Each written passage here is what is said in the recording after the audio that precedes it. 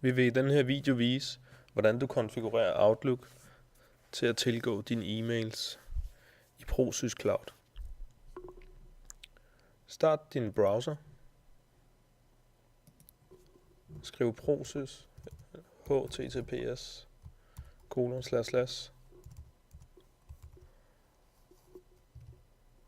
prosys.citrixhost.dk. Log på med din bruger.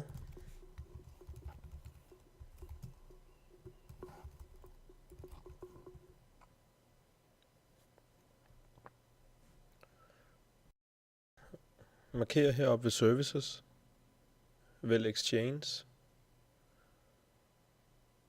Vælg Konfiguration.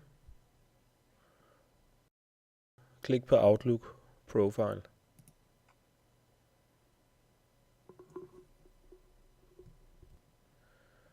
Vælg her RPC over HTTP. I Exchange Cast Mode vælger du Full Messages. Og klik så på Download under Outlook Profile Setup. Jeg vælger at gemme filen og gemmer den på mit skrivebord.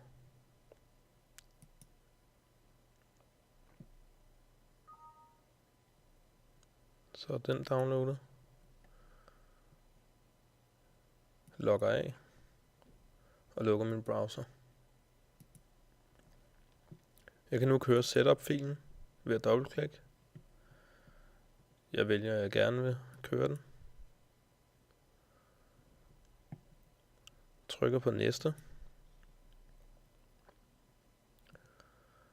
Husk at fjerne Auto Log On Tool. Og klik på næste. Klik næste igen. Og klik på Install.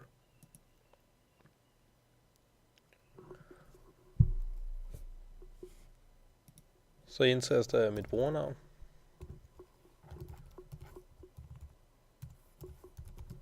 Og min kode.